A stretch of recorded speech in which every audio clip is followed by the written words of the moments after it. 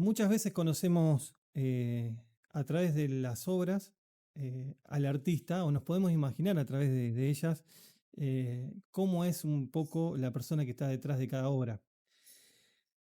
San Nicolás tiene muchos y de gran calidad, muchos artistas de gran calidad, pero sobre todas las cosas, muy buenas personas. Hoy tenemos el gusto de entrevistar a alguien que para nosotros es importante, no solamente por su labor artística, sino también su labor social como médico, como doctor, y su nuevo despertar o pensamiento sobre también las emociones y lo que es, quizás diríamos, medicina alternativa. Él me corregirá si estoy equivocado, pero quizás se imaginan quién es. No me gusta a mí presentarlo, sino me gustaría que él mismo se pueda presentar y pueda decir quién es. Así que, invitado, ¿quién es usted? ¿Cómo andás? Hola, ¿qué tal? Bueno, me llamo Leo Cuevas, Leonardo Cuevas. Soy médico y soy fotógrafo. Bien, Si tengo que decir mis dos profesiones de hace años, son esas dos. bien. Antes de ahondar en la parte profesional y tu recorrido, me gustaría preguntarte y conocerte cómo era Leo Cueva de niño, cómo estaba constituida su familia, qué le gustaba hacer. Bueno, Leo Cuevas de niño era un vago, bueno. Se rieron porque confunde la palabra vago, pero vago no es una palabra mala, es buena, ¿eh? Un vagabundo, un inquieto. Un inquieto que me gustaba hacer de todo. Em, con dos hermanos, soy una familia de 5, papá, mamá, 3 hermanos somos, una familia muy numerosa de parte de mi mamá, 10 hermanos en total, así que con muchos tíos. Y nada, tuve una infancia linda, eh, hice de todo, jugaba a la pelota, em, crecí en un barrio, primero viví cerquita de donde era Yetro, hasta los 10 años viví en Juan B. Justo y Balcarce, y después mis padres compraron una casa en Barrio Güemes y bueno, me fui ahí hasta los 17, viví 7 años ahí hasta que me fui a estudiar a Rosario. Y en Rosario estuve 8 o 9 años porque hice la especialidad también y después me vine a San Nicolás y ya me alquilé un departamentito y me quedé por el centro. Pero bueno, me fui por las ramas, pero el tema es, ¿cómo fui de niño? Me dijiste, ¿no? Sí. Sí, era nada. eh, Como cualquier chico, qué sé yo, tengo una infancia linda, no me puedo quejar, tuve una infancia linda. ¿Tus papás qué se dedicaban, qué hacían? Mi papá trabajó hasta que se jubiló en Siderar. Mi papá vive, tiene 93 años, no me está viendo seguro porque, porque no conoce de estas cosas, pero es un genio, Julián. Y mi mamá, ay, me emocioné, perdón, esto lo cortás. No, no, no. No, y mi mamá ya no vive más, en el 2021 falleció de COVID. Y mi mamá era enfermera de entrada. Mi mamá era de Entre Ríos, mi papá de Formosa. Y cuando se vinieron, mi mamá se vino para San Nicolás, con el tema de que todo el mundo venía por el tema de siderar, vinieron todos los hermanos de ella. Mi papá se vino de Formosa también, porque eh, por el tema también del trabajo, que había mucho trabajo, San Nicolás estaba como explotando en todo lo que era a nivel industrial. Bueno, nada, se conocen y yo estoy acá. Bien. Y mi mamá cuando llega a San Nicolás trabaja como enfermera en la clínica San Nicolás y llega a ser hasta instrumentista quirúrgica. Trabajó muchos años, no sé si muchos, no me acuerdo bien, pero trabajó unos años hasta que nacieron mis hermanos en la clínica San Nicolás. Yo creo que de ahí también mamé un poco lo que era la medicina. Me traía para jugar los frascos vacíos de suero y esas cosas. Yo lo usaba con unos juguetitos, con unos camioncitos, ¿viste? Primero, como si fueran, ¿viste? Regadores. Me acuerdo de eso. Pero después me acuerdo que me compraban, o yo pedía, ya de eso no me acuerdo, juguetes que venían con cosas para estetoscopio de Mm, plástico, todo lo que se jugaba. Me gustaba de chico medicina. sacarme. Sí, creo que sí. Sí, de chico dije que iba a ser doctor, de chico. No sé, no me acuerdo cuánto, pero 7, 8, 9 años me gustaba eso. Y bueno, nada, después mi mamá dejó de trabajar y se dedicó a ser ama de casa cuando ya nos fuimos a vivir a ese barrio. Y ahí llegaron mis hermanos también. Y bueno, nada, en el barrio jugaba a la pelota, mis amigos de la gente, los chicos del barrio. y fui de primer grado a quinto año al Colegio Don Bosco. Fue un curita. En ese momento era un colegio, ¿cómo era? Nada más que de varones. Misericordia era todo de mujeres, era así, ¿te acordás? Sí, sí. Y quizás no te acordás, sos más joven, pero bueno, No, después, cuando andamos yo me fui se cerca. hizo mixto, ¿podés creer? Pero bueno, cuando salíamos, que nos fuimos incluso a Bariloche, Misericordia, San José, no, San José no tenía secundaria, nos encontramos todos allá. Pero bueno, sí, fue así, fue el Colegio Don Bosco, hermoso colegio, tengo hermosos recuerdos del Colegio Don Bosco. Todavía me junto con algunos compañeros del colegio en Peñas. Y nada, fue hermoso toda esa. Entonces tenía mis amigos del barrio y mis amigos del colegio, que muchos eran del barrio Don Bosco y del centro. Y después, ya a los 17 años, cuando me fui a estudiar a Rosario, me aislé un poco porque estuve mucho tiempo allá. Y cuando volví ya me vine y me quedé más en el centro. Pero bueno, en el barrio siempre volví. Ya ahora no tanto porque ¿Tu no, papá vive ahí? mi papá vivía ahí hasta que falleció mami. Ah, Tuvo un año viviendo ahí y bueno, un poco la soledad creo que lo, vamos a decir que lo rayó un poquito porque yo creo que se lo podríamos hablar de por qué tuvo ese cuadro, una demencia aguda que después se compensó. Pero bueno, nada, lo tuvimos que llevar a una guardería. Y hoy vive en un hogar o una residencia para personas mayores. Está muy bien. mm. Tiene 93, fue con 89, imagínate, y está re bien y feliz porque ahora tiene una nueva nieta, así que, y un Alzheimer o una demencia senil, pero de leve a moderada, porque a veces digo finge demencia, porque hay cosas que se las acuerda perfecta y otras que se olvida, pero un divino, Julián, un Bien. grande. Quiero decir algo antes de continuar. Bueno, mi papá y mi mamá formaron 3 hijos médicos. Mm. O sea, nosotros subíamos los 3 y bueno, nos rompimos un poco el que te dije para recibirnos, Los tres son pero médicos. somos 3 hermanos médicos. Qué bueno. Y no es muy común. No. Y más de un laburante, viste, que se rompió el que te dije en siderar. Yo me acuerdo que mi hijo hacía horas extra, todo. Eso también nos hacía, que era un poco el motor, me parece, para que nosotros también estudiáramos, porque no había tiempo de boludear. Yo empecé a estudiar en la facultad y la meta era recibirme y bueno, me recibí bastante bien, me recibí con 25 años tenía en octubre y en noviembre me recibí con 26. Determinación importante la tuya. Sí, total, llegué a rendir hasta 13 materias por año y después nada, me acuerdo que clínica para lo último, me recibí con cirugía, pero clínica, que es la materia más larga y creo que la más difícil de la carrera junto con fármaco, hasta saqué muy buenas notas porque ya me gustaba. Yo estuve en la Facultad de Medicina en el momento que llegaba el HIV a, acá, tenemos ahí Tu hija haciéndote coros. yo tuve la transición, bueno, el HIV empieza en el año 80 y pico, pero bueno, yo llegué a tener pacientes que recién el HIV no tenía Cura. tratamiento, cura, y tuve con pacientes que ibas a verlo Mm, un día y al otro día pasabas por la habitación y ya no estaban. mm. Y así, sí, sí, fue ese momento. Bueno, yo me recibí en el año 91, que cuando muere Freddie Mercury, me voy a ir por otro lado, pero bueno, que soy fan de Queen y bueno, Freddie murió de Mm. HIV.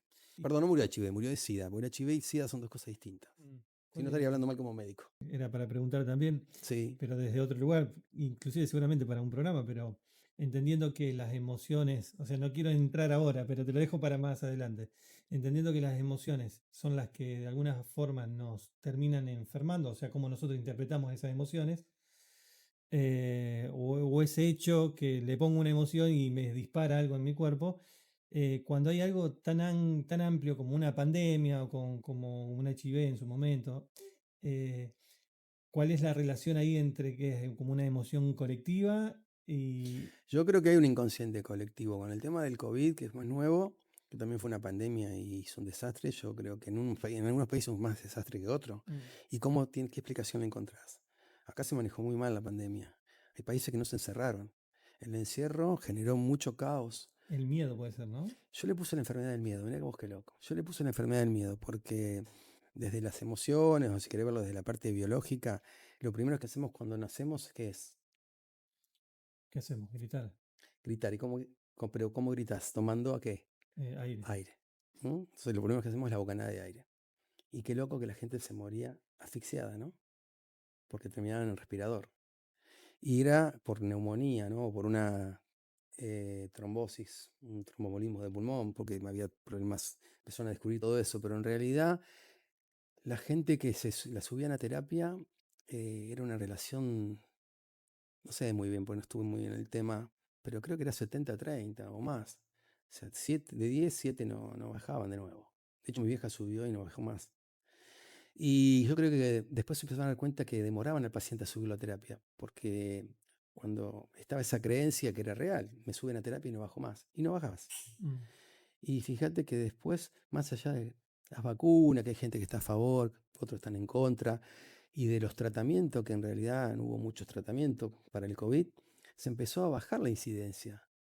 ¿Fue la vacuna? No sé, o fue que se empezó a morir menos la gente porque empezaron a haber tratamientos rápidos, se subía menos rápido la gente a terapia, y entonces yo estuve internado por COVID, Mm.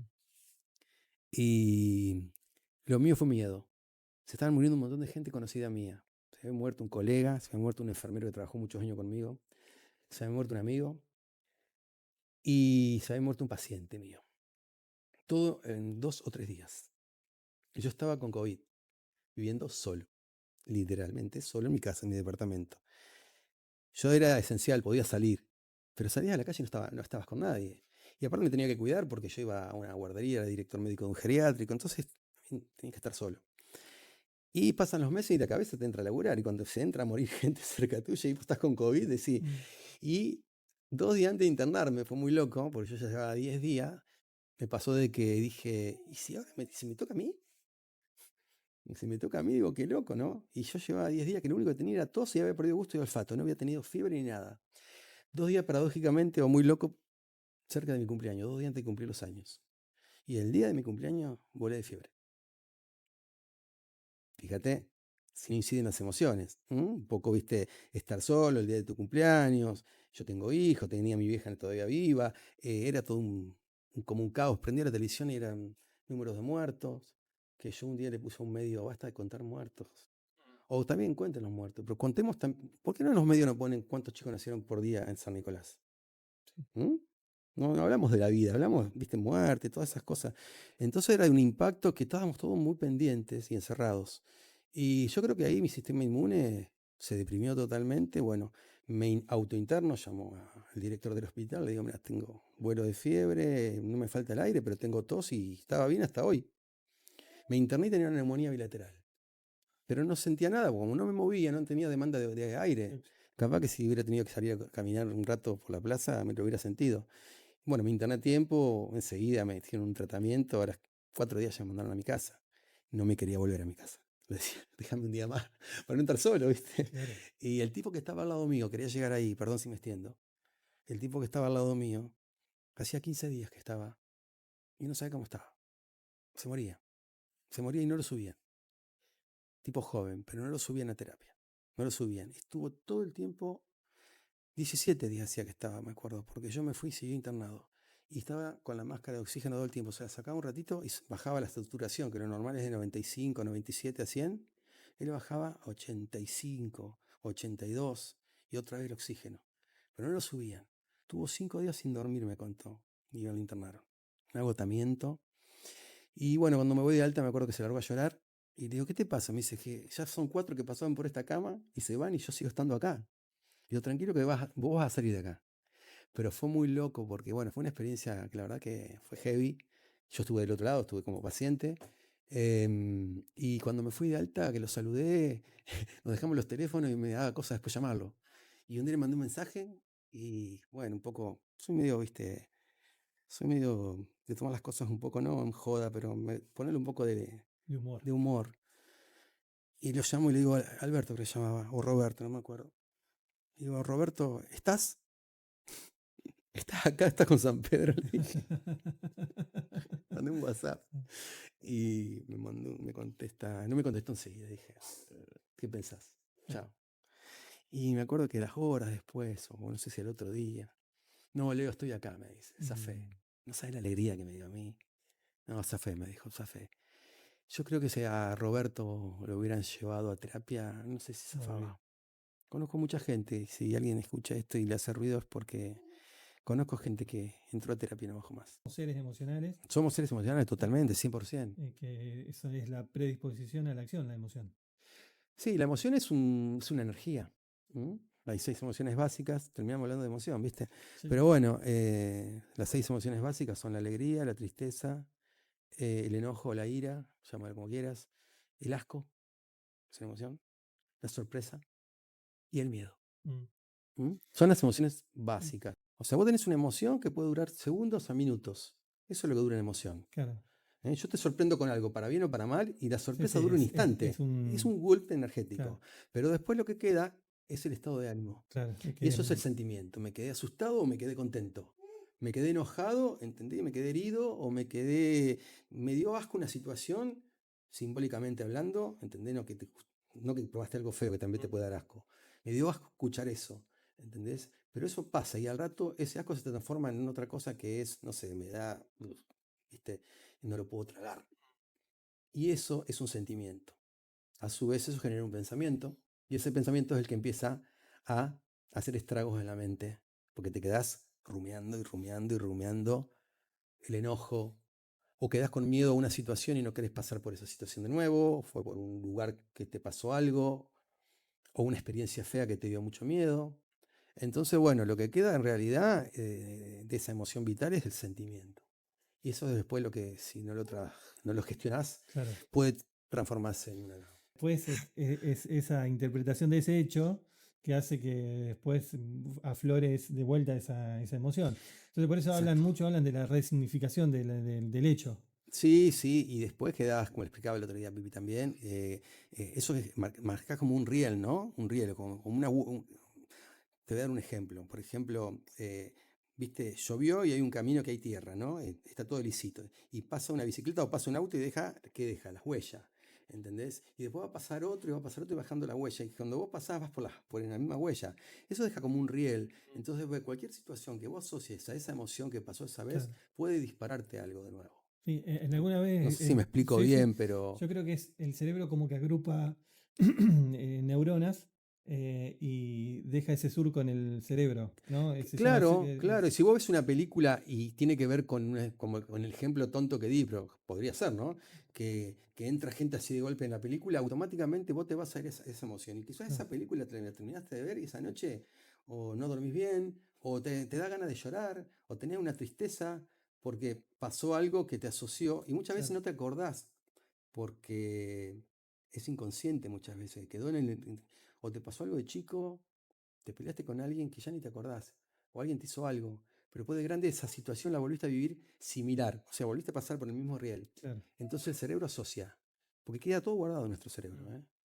Todo guardado. Terrible, Traemos claro. hasta 5, 4, 5 generaciones en nuestra cabeza, Ah, en nuestra ancestros, sería. puede Bueno, ser que algún tipo de trauma que haya pasado algún antepasado, de alguna sí, manera, total, total, total, total. Hay muchas patologías que se tratan, se pueden buscar o decodificar desde el transgeneracional, que es el árbol genealógico. mm, De hecho, repetís muchas veces historias que tienen que ver con tu bisabuelo, no tanto con tu abuelo. Y dice que bis significa repetir, mira, por eso se dice bisabuelo. Y hay gente que dice, qué sé yo, yo soy peluquero porque mi bisabuelo era peluquero, pero no sabía, porque capaz que yo no tuve bisabuelo, no lo conocí. Yo llegué a tener abuelos y no conocí a los padres de mis abuelos. Así que ni sé, capaz que alguno era fotógrafo. Médico de mi parentela grande, soy el primero, del lado de mi madre. Y padre también. ¿y tiene que ver mamá, o sea, la familia de mamá y la familia de papá sobre uno o es indistinto? Te puedo decir que sí, te puedo decir que no, pero a veces los padres quieren que mi hijo sea del doctor, como el famoso libro Mi hijo el doctor, o que mi hijo sea ingeniero.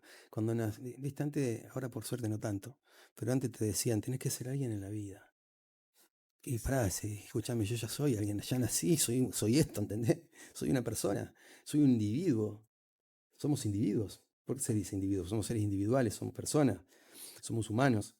Pero no, era esa creencia, tenés que ser alguien. ¿Por qué? Porque seguramente nuestros padres laburaron mucho, trabajaron en el campo, hay gente que vino de Europa por la guerra, posguerra, en plena guerra. Yo trabajo mucho con todo eso, o sea, la gente te cuenta. Entonces el padre venía a hacerse la América, sin nada. ¿Y qué querés para tu hijo si vos te mataste trabajando y no te fue tan bien, te tuviste hasta que irte de tu país? ¿Vos querés que tu hijo haga algo, sea alguien? Entonces le decís, tenés que estudiar, tenés que estudiar. Y estudiabas porque papá te lo decía, mamá, y también para ser un poco leal. Y para no, que mi papá no esté triste de que me va a pasar lo mismo que a él. Entonces mira cuántas cosas es. Y hay gente que termina haciendo cosas que no tenía ganas de hacer. Y hay gente que estudió y trabajó cosas que no quiso. Hay gente que, qué sé yo, que no sé si es tan feliz haciendo lo que está haciendo. ¿Viste? Es largo. Mm. Pero, y hay gente que no escuchó el padre ni a la madre y dijo, yo voy a hacer lo que a mí me gusta. La famosa oveja negra del clan. Y tenías, ponerle 3, 4 hijos, un padre, y decía, sí, uno es arquitecto, uno es médico, uno es ingeniero. Y el otro no, el otro es un vago.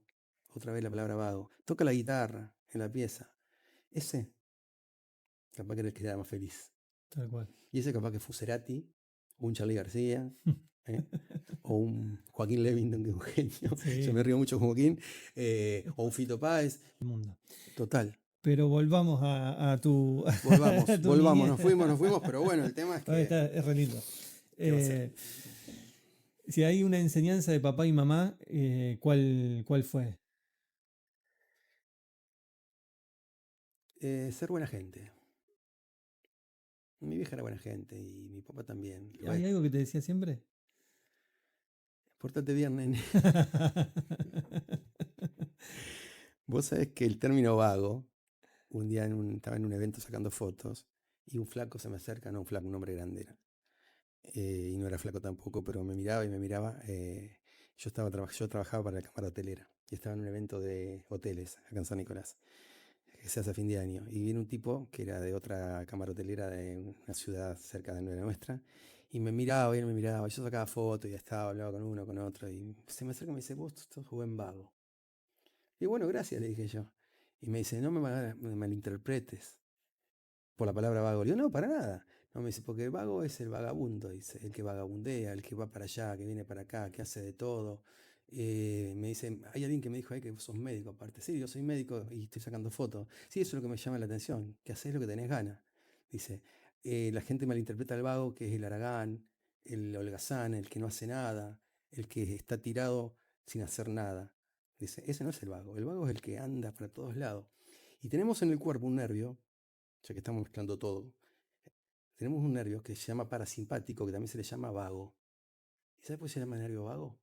Porque vaguea por todo el sistema, ¿m? Inervando, ¿m? órganos. Y se llama parasimpático o vago. Búsquenlo después.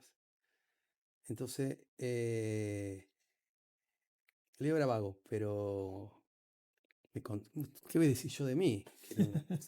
Pero me considero que, bueno, aprendí eso de mis padres, me trataban de transmitir eso, de ser, sí, de no joderle la vida a nadie. Mm. Quizás una vez lo hice, pero sin intención.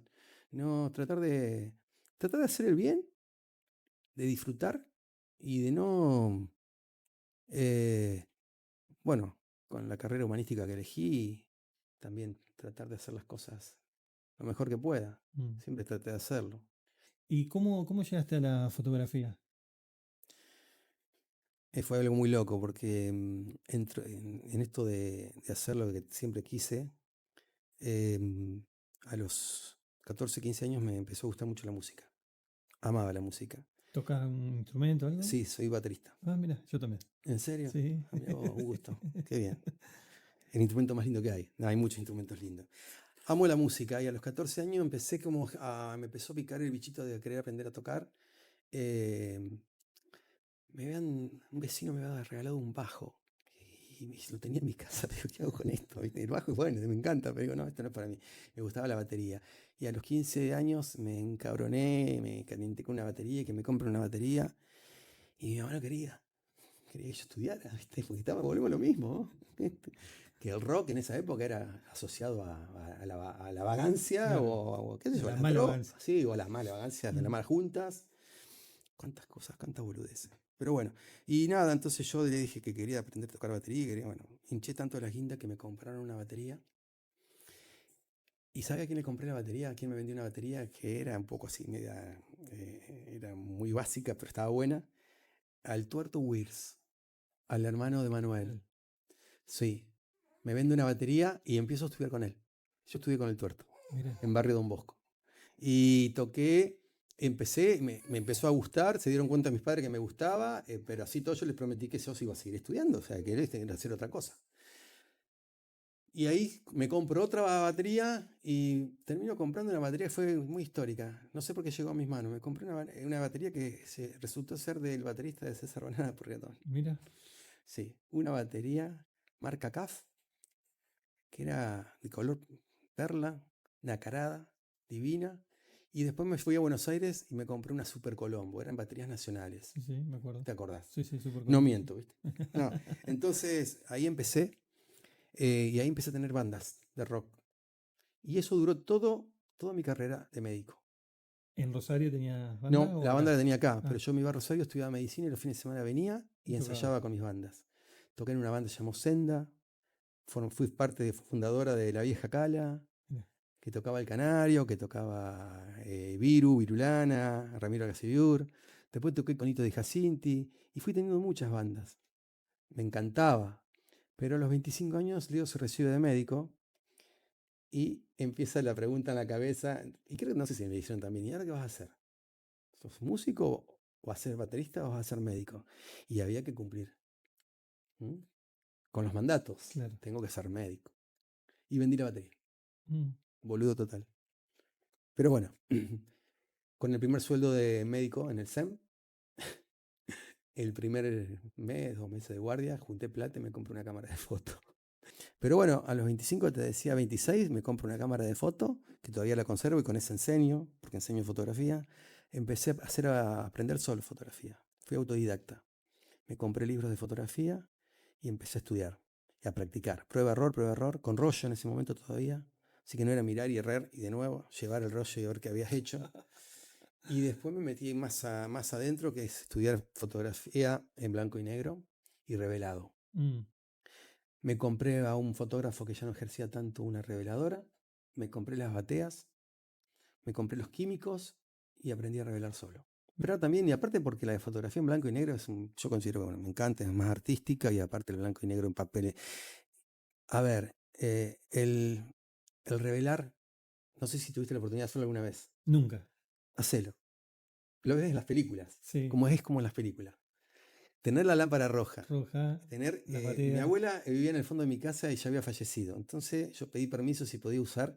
Le pedí a mi mamá, ¿puedo usar la cocina de la abuela? Porque tenés que tener un lugar donde haya mucha agua, Claro. o sea, agua corriente, para lavar Los después los químicos. químicos, para que no se quede el revelado, los líquidos en el papel y la foto quede manchada. Entonces lo ideal es hacerlo. Mucha gente revelaba en un baño y tiene que ser todo oscuro. Bueno, yo tapé las ventanas de la cocina, cerré todo el cuarto, puse 2 lámparas rojas, entonces me empecé a sacar fotos. Ya sabía sacar fotos porque había estudiado como la técnica y lo que hacía era sacar el rollo, que venía un aparato, como si fuera un buzo con mangas así, donde vos metías las manos, metías el rollo adentro, lo sacabas y tenías que meterlo dentro de un tambor, con un tipo espiralado, un tambor, y lo ponías ahí al rollo. Y ahí, una vez que hacías eso, lo cerrabas y una vez que lo cerrabas, los podías sacar a la luz, porque si no se velaba. Mm. Eso lo hacías todo con luz, ¿no? Pero ese tambor tenía una forma de que vos le abrías la tapa y ya quedaba el rollo aislado. ¿Eh? Entonces, ¿qué hacías ahí? Le metías el líquido de revelador. Ahí ya empezabas a revelar el negativo. Mm. Una vez que sacabas, que le metías eso, se revelaba el negativo y ahí lo sacabas, lo tenías que lavar, lavar con agua y ponerle una impresora, como si fuera una impresora. Entonces vos subías o bajabas según el tamaño que querías imprimir, más arriba la foto se iba agrandando, ponías el tamaño del papel que querías, Me acuerdo de la marca que yo compraba, hay muchas marcas. Yo compraba el Ilford, que era el mejor. Sigue estando el Ilford.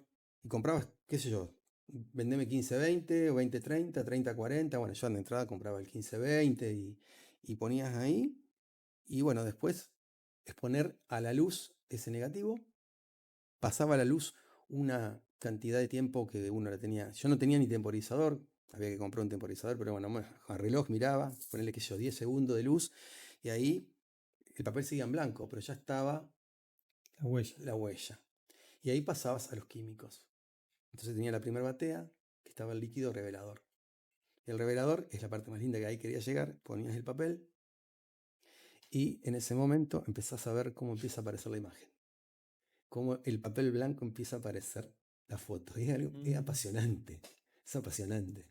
Y de ahí, bueno, si lo dejas mucho tiempo, se sigue revelando y la foto va pasando a ponerse como negra, oscura.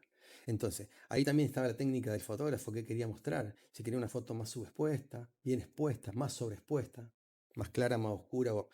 Y la sacabas de ahí con una pinza, como en las películas, y pasabas al líquido que llamaba paro. El paro era para parar el revelado. Creo que era a base de cloro, no me acuerdo bien. Entonces vos ahí lo que hacías era parar el revelado, para que la foto no se siga avanzando en el...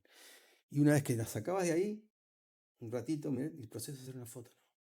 Pasabas a la última batea, que era azul, me acuerdo, batea roja el revelador, amarilla y azul. Se vendían así. De hecho, vas y las compras y están en las casas de fotografía. Y en en la última batea tenías el líquido que se llamaba fijador, que hacía fijar la imagen. Porque si no, con el tiempo esa imagen se iba, desaparecía. Bueno, ese líquido fijador era el que podía dejar la foto amarilla si no la lavabas bien. Entonces, ¿qué hacías? La ponías después de sacarla de la última batea, la ponías en este caso, la bacha de la cocina de la abuela, y abrir el grifo y agua, un rato largo, agua.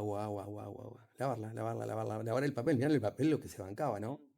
Y después colgarlas con las pincitas, que me había comprado hasta las pinzas, tenía como si vos colgás la ropa y las vas colgando las fotos así. Todo eso en el cuarto oscuro con luz roja. La pasión el otro día era prender la luz y ver las fotos reveladas. ¿Un día tardó en el...? No, lo que haces vos cuando trabajás en fotografía, en revelado casero o revelado, mejor dicho, analógico, es decir, bueno, hago una serie de fotos o salgo con la cámara y junto fotos y una vez que tengo 36 fotos, porque el rollo traía el máximo de 36, o tengo 2 o 3 rollos, revelabas en cantidad, en lote, lo revelabas de una foto. Y después sí, cuando tengo, ya está, ya completé un rollo, lo revelo. Así que por ahí nos sacabas todo de un tirón. Aparte cuidábamos más la foto. Claro. Leo, tenemos acá al lado nuestro una persona que para nosotros es muy importante, para mí es muy importante. Luis es un chico que pertenece al grupo de teatro Gaen y tiene un perfil muy histrónico, muy lindo. Y bueno, lo he llamado para que haga algunas preguntas en esta sección. Buenísimo. Así que lo presentamos, Luis, ¿cómo andás? Muy bien, primero, gracias por invitarme una vez más y también un placer conocer a Leo.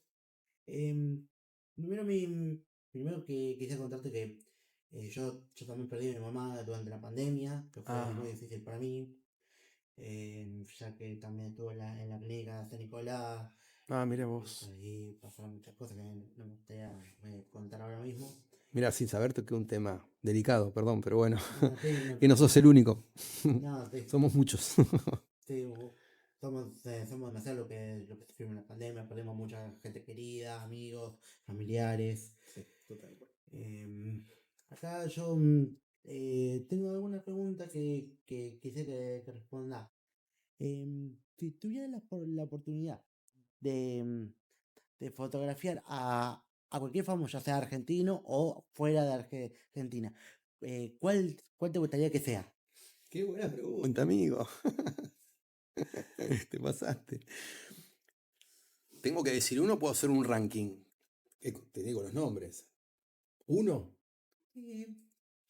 Hacé tú el ranking de 3. Como te dije, soy muy fanático de la música. Me gustaría fotografiar a muchos músicos. ¿Mm? Fotografié algunos, pero no quizás haciendo algún retrato exclusivo. Sí, en realidad sí, he fotografiado músicos, pero si me decís a mí cuál, y me gustaría conocerlo a Bono, por ejemplo. Me hubiera gustado conocerlo a Freddie Mercury. De hecho, lo vi a Freddie Mercury. Vi Queen cuando tenía 15 años en Rosario. Mira. Vi Queen. Sí, tuve la suerte, gracias a mi vieja, que me sacó la entrada. Fue gracioso porque me fue a sacar ella la entrada a Rosario porque tenía miedo que yo vaya a Rosario con 15 años y después me mandó solo a ver el recital con un amigo. Me mandó solo, fui solo. Y no me lo voy a olvidar nunca eso. Bueno, me pediste Bono, otro sería Joaquín Sabina. Lo fotografié 2 o 3 veces porque pude pasar con mi cámara a 2 o 3 recitales y tengo fotos de Sabina de acá, donde estás vos, cantando. Y uno que ya no está, que es Gustavo Cerati. Si me preguntás 3 personalidades que me gustaría. Viste, no te dije Messi, que capaz estaban todos esperando que diga Messi. O Mirta Legrand, pero bueno.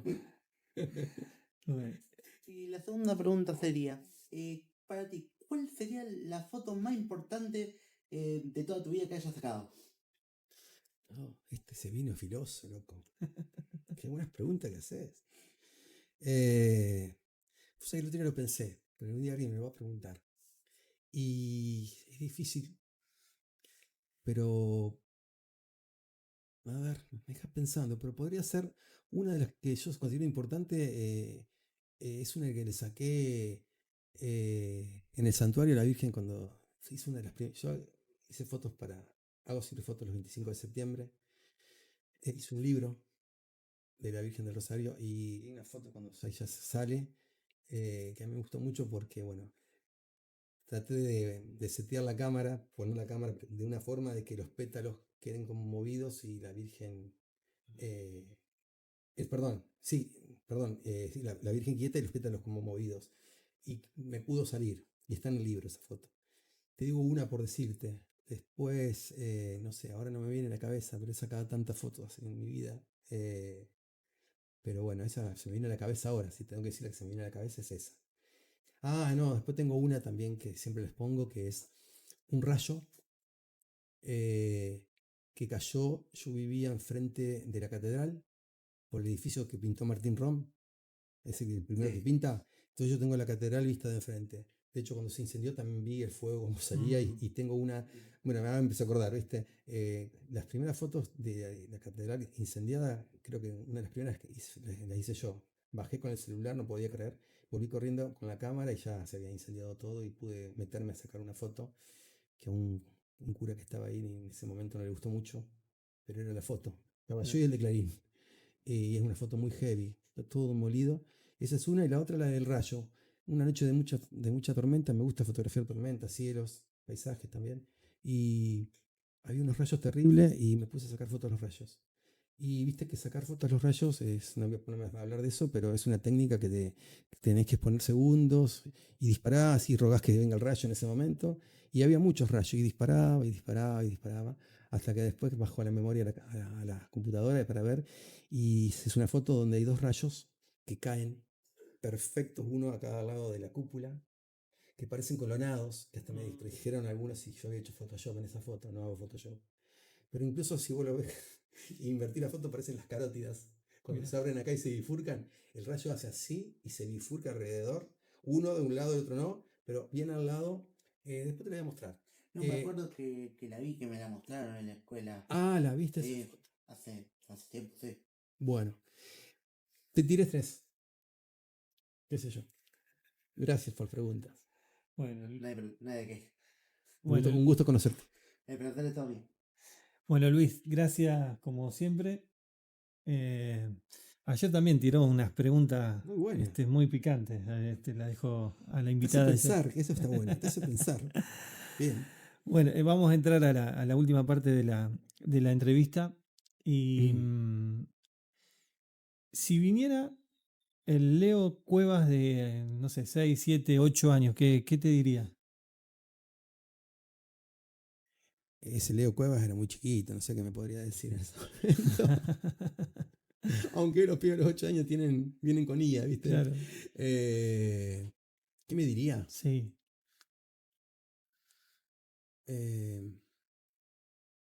Viví la vida como te gusta, como te gustaría hacerlo. Mm. Siempre, como vuelvo a repetir, tratando de hacer las cosas bien. Y dentro de lo que hacerlo bien también. Pero disfruta de tu vida. Eso le diría. Mm. A... Al leíto. ¿Era yo al leíto o el leíto a mí? Leíto a vos. El leíto a mí. Yo le diría eso al Leo Grande. Ojo que me agarrás cambiado a mí. ¿Cómo sería? Y yo cambié mucho. No era que era peor, pero una versión un poco más. Y en esta etapa incluso que, bueno, estás ahí, mi fan, pequeña. Fui padre de nuevo después de muchos años. Tengo hijos de 27, 28, 29 años. ¿Viven acá en San Nicolás? Sí. Y imagínate que ser papá más de grande me agarró con otra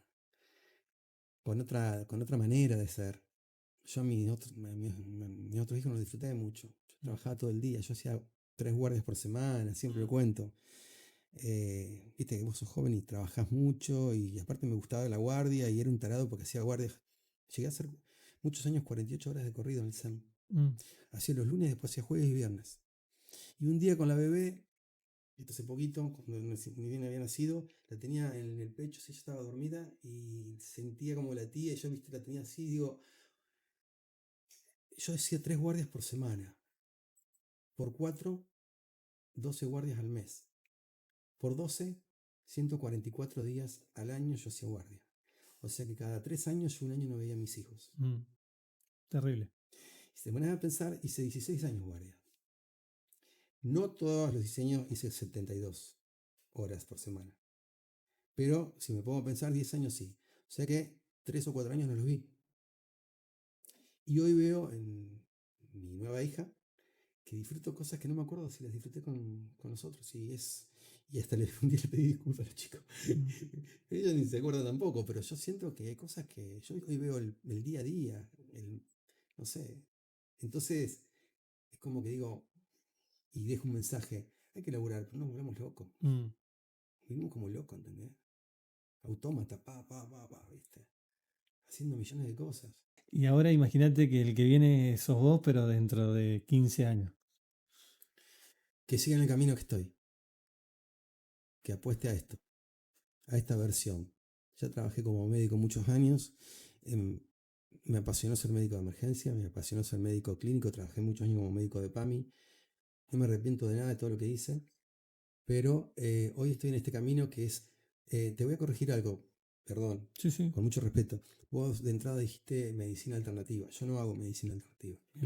Y vos es que uno de los primeros, cuando yo empecé a hacer esto que hago ahora, lo aclaré en un videíto y siempre lo aclaro. Lo alternativo yo lo tomo que es o es esto o es esto.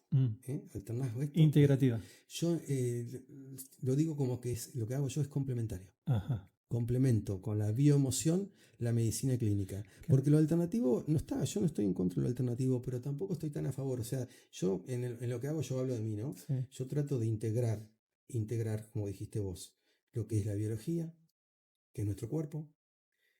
La biología es la ciencia que estudia la vida.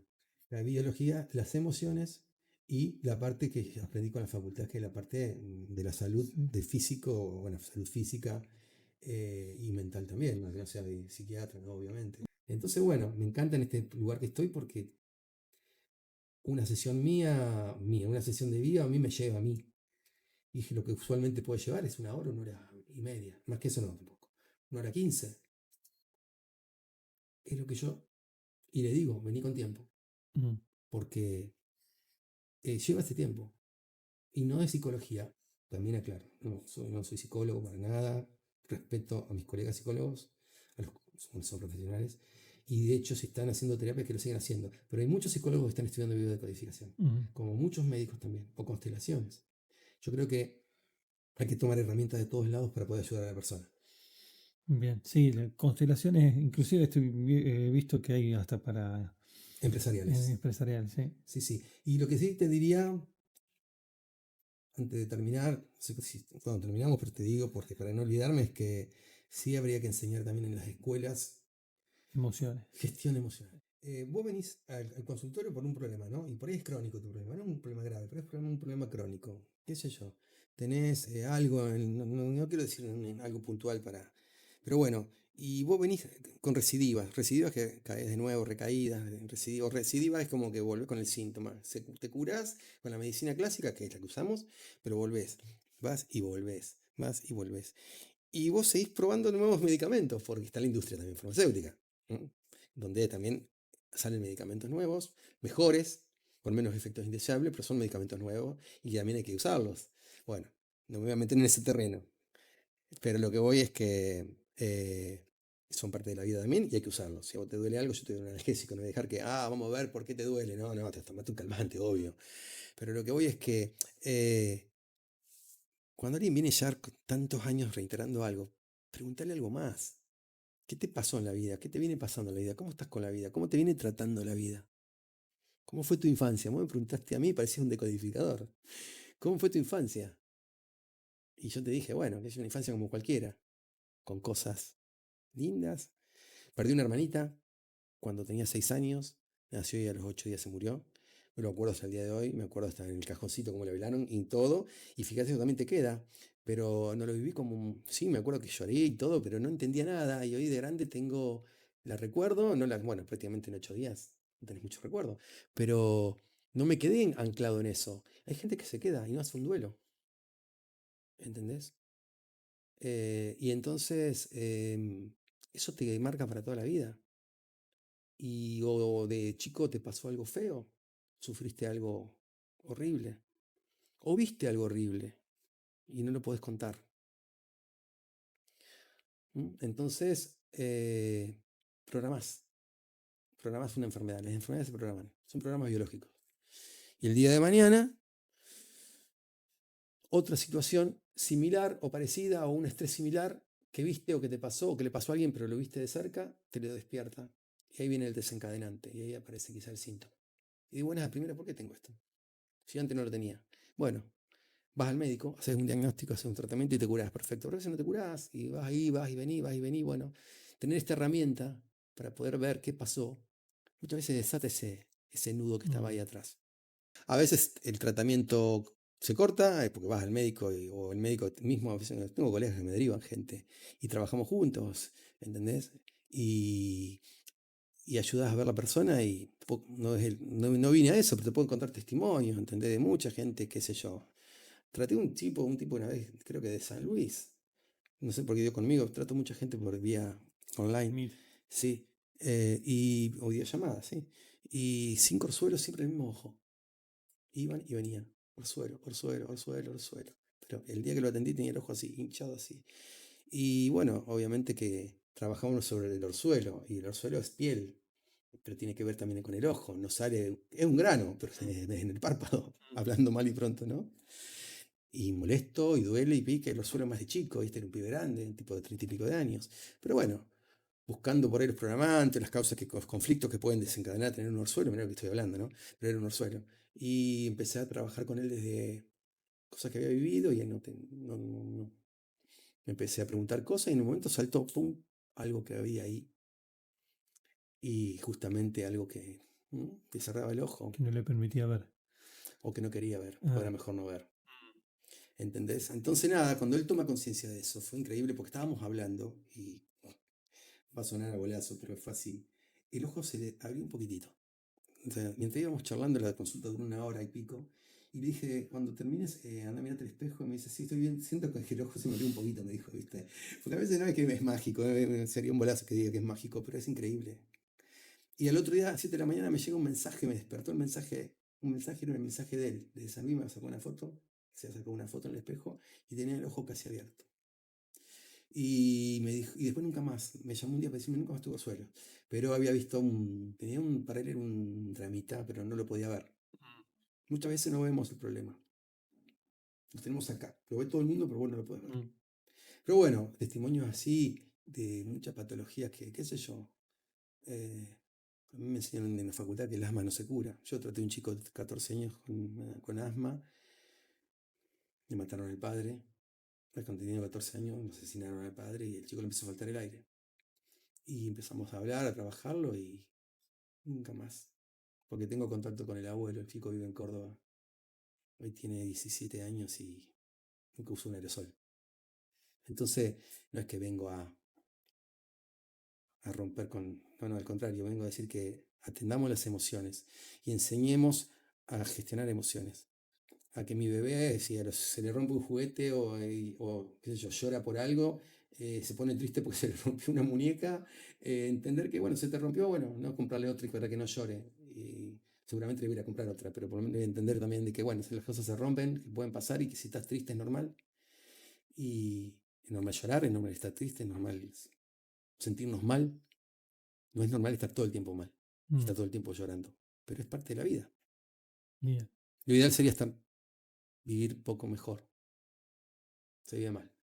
Bueno, lo que pasa es que si no nos vamos a ir largo, pero ¿cuánto tiene que ver la culpa también ahí, no? Uf, y no es una emoción. Un día con una amiga que hoy está en Barcelona, que es mi mejor amiga, y yo me empecé formando con ella, después me fui a estudiar a Rosario, Bio. Ella me dijo, un día me puse a pensar si la culpa era una emoción. Y yo le dije, yo creo que no. Nos pusimos porque nos filosofamos mucho con ella. Y yo llegué a la conclusión de que no, y de hecho no es una culpa y no está descrito como una No. culpa, es un sentimiento. La culpa es un sentimiento, ¿m?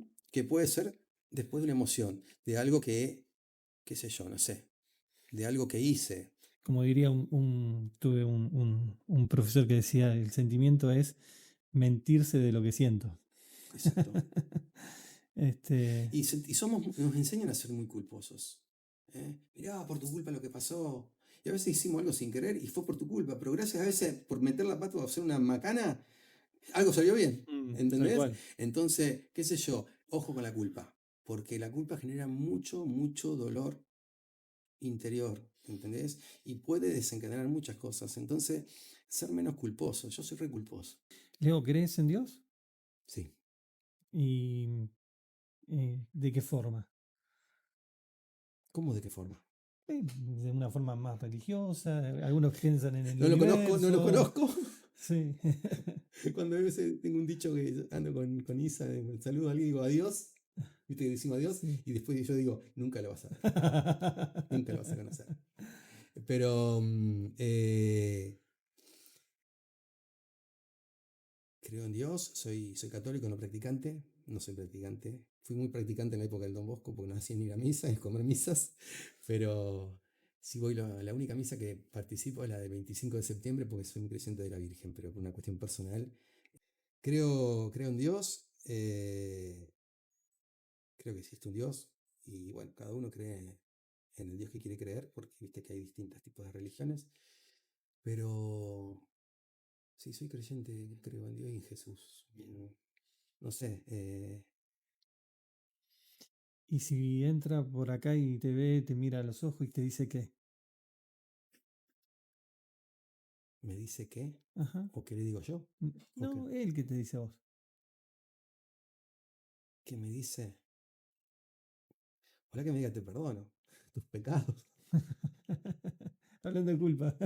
No, digo, viste, salió. No, bueno, pero todos pecamos. Sí, De una u otra manera somos un poco pecadores, en algunas sí, cosas sí. hemos sido. Pero, ¿qué te dice? Te perdono y te bendigo. Mm, qué lindo. Me parece que, ¿qué dicen? Que Dios te bendiga, ¿no? Sí, sí, sí. Qué, bueno, qué lindo sería que te parezca a Dios y que Dios te bendiga. Bien. Y Dios, o sea, la Te palabra perdono y te y te bendigo. bendigo Pero la en mi palabra nombre, porque es el nombre de Dios. está bien, que no es poca cosa. Y yo le Pero saco una foto. ¡Tan! Y cuando le voy a el revelar registro. desapareció. No. Nadie me cree. Bueno, porque estuve con Dios. No. Es que en realidad esto que es interesante lo que dice, porque bendecir es decir bien. Claro, Entonces, en esto de decir bien, Dios, ¿qué es lo bien que te diría? lo bien que me diría. O sea, decir bien es decirte algo lindo. Te Eso, bendigo, algo lindo. Bueno, qué sé yo. Siento que estoy. Bueno, por ahí me jode hablar ser muy auto yo, ¿no? Autorreferencial. Suena que esto hablo desde el ego, pero siento que estoy haciendo las cosas más o menos bien. Entonces, que me diga que seguí haciendo las cosas como las venía haciendo. bueno, lo mismo que te diría el yo del futuro. Sí, qué sé yo creo que todos tenemos un propósito en esta vida. Bien. Y creo que el propósito es venir a vivir, a disfrutar de la vida, porque hay que disfrutar de la vida, pero también ayudar. De una u otra manera. Hacer Mm. algo. Dejar huellas. ¿Qué sé yo? Importante. Lo mínimo que sea. Y, y si la que entra acá es tu mamá, ¿Querés llorar? no es. Nada, creo que mi vieja estaría. Mi hija estaba muy orgullosa de los tres, pero nunca nos decía. Era jodida la guacha. No, es como que lo dijo el cura cuando le hizo en ese breve velorio que le hicimos. Dijo: Alicia tenía pasión por dos cosas. Por las plantas, porque mi vieja amaba las plantas, tenía un jardín hermoso, y locura por sus hijos. Y estaba muy orgullosa, pero nunca se los decía, dijo. Mi vieja siempre con nosotros tenía algo, viste, que decir. Imagínate un hijo médico, fotógrafo, que me cuestionó mucho tiempo primero por qué hacía fotografía. Y yo le explicaba: mami, es un cable a tierra. Entendeme que me gusta, salgo de la guardia de ver gente que se destroza en un accidente o cosas feas que pasan, o llegar y dar diagnósticos o decir que, bueno, murió, no se pudo hacer nada. Y para mí era un cable a tierra, agarrar mi cámara y salir a sacar fotos a donde ahora es el ecoparque, a los pajaritos, a los paisajes. A mí era un cable a tierra, y después sí me fue llevando que me gustaba cada vez más, y me llevó la fotografía a trabajar en Playa Blanca, donde empecé a hacer los primeros eventos, y eso era muy masivo y me hizo que, bueno, mucha gente me conozca. Cuando me di cuenta, ya venía haciendo 2010, me transformo en fotógrafo. Mucha gente cree que no soy médico, piensa que soy fotógrafo nada más. Y, y aposté cada vez más, y en el 2013 hago un libro. Entonces fue como que mi vieja me miraba raro y me decía: pero nene, ¿vos qué sos? Y le decía: mami, soy médico y fotógrafo. Pero les costaba entender. Pero bueno, para el día que salga el libro fue la primera que fue a comprarlo, y así la primera que se lo firmé. Y después, cuando empecé a estudiar bio, me dijo: vos siempre con cosas raras. Y antes de fallecer le contó a mi hermana, que creo que le dijo: me gustaría, yo tenía que haber hecho alguna vez eso que hace tu hermano. Obviamente no puedo decodificar a mi mamá, pues no se puede. Pero como que empezó, yo hablé mucho con mi mamá de muchas cosas antes que ella muera, y tuve la oportunidad de hablar muchas cosas con ella desde el plano de donde estoy yo ahora viendo las cosas, y ella pudo entender muchas cosas de su pasado también. Y yo creo que eso le ayudó mucho a ver. Mm, Y bueno, se tuvo que ir, pero eso con paz. qué bueno, qué bueno. Bueno, Leo, ha sido un placer. La verdad que un placer. Estas entrevistas me gustan por eso, por conocer a la persona que uno se imagina, pero no dimensiona lo bueno que son. Así que te agradezco Bueno, el espacio. yo te Así, agradezco a vos que me hayas invitado, qué sé yo, gracias, porque no sé cómo quedó esto. Hablamos un poco de todo, porque cuando estás con un tipo que hace un poco de todo, viste, hay mucha gente que hace de todo. No sé si se va a entender la nota, pero yo te agradezco el espacio, que me hayas invitado. Para mí es, está bueno. Aparte, bueno, qué sé yo, me diste un espacio que te lo súper agradezco. Te traje un regalito. a Te traje ver, un regalito, que recién nombré algo de eso, que es, en el 2013 publiqué mi primer libro, que bueno, sería como un hijo más, viste, que cuando haces un libro, no es un libro de escritura, de lectura, sino es un de foto. fotodocumental. Ya tiene 13 años este libro, un poco viejo, pero todavía conservo algunos ejemplares. Es el libro de la Virgen del Rosario, que se llama 25 de septiembre, y es un fotodocumental que narra lo que pasó un 25 de septiembre, desde la hora cero hasta Ahí las se 3 puede. de la tarde, A que es, ver, ahí está la ahí, foto que te dije. Hay dos o tres fotos que son muy, digo, fuertes, porque la gente cuando abre el libro, lo ojea, te dice: esta foto me marcó. Voy a mirarlo tranquilo, pero... y nada, lo hice por una cuestión de... Tiene una historia ese libro.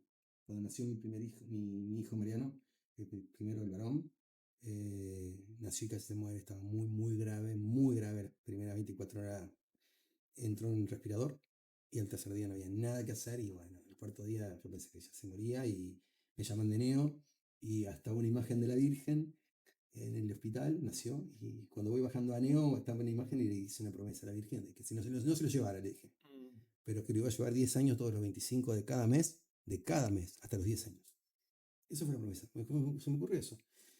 Y llegué, y estaba Onchalo, el doctor Onchalo, que estaba en el servicio de Neo, un genio, y me dice: Leo, mirá, imagínate cuando abrí esa puerta, no quería venir. Y me dice: mirá, Leo, no te asustes, quédate tranquilo, que Mariano no está bien, pero mirá, me dice, le saqué el tubo porque se tapó de moco y está respirando solo. Lo volví a intubar, me dice, pero ya compite con el respirador. Compite significa que está queriendo, salir del respirador. Y los parámetros están cambiando. El miércoles a la tarde ahora en la madrugada del jueves, no me pregunté, están cambiando, me dice. A los 2 días le sacan el respirador. A los 5 días nos fuimos de alta. Increíble. Sí. Y bueno, tuve que ir todos los 25 de cada mes hasta los 10 años. Y después de los 10 años de Mariano, empecé a ir los 25 de septiembre nada más, y siempre voy, y empecé a fotografiar. Todos los 25 de distintos lugares. 4 años de trabajo terminaron en lo que iba a ser una muestra en un libro. Increíble. Es ese libro. Bueno, Y gracias. está ahí atrás, y de ese por qué, en los agradecimientos y por qué lo hice atrás, cuando lo leas tranquilo, dedicado a mis 3 hijos y el agradecimiento a la Virgen por lo que pasó con Mariano. Esa foto parece buscando a Wally. Increíble. Increíble. Subí a la cúpula, tuve la suerte de llegar hasta la vela. Me dejaron subir. La vela es allá arriba de todo. ¿Dónde está la cruz? Hay fotos que ya son históricas, porque no, por ejemplo, la del santuario no estaba terminado. Esa mujer con ese cartel, si lo lees, es tan actual como ahora. Fíjate que incluso se comió una palabra y la puso arriba. Y si lees, ¿qué dice ese cartel? Sí, dice: Madre, danos libertad, trabajo, seguridad, menos indiferencia y amor por el otro. Wow.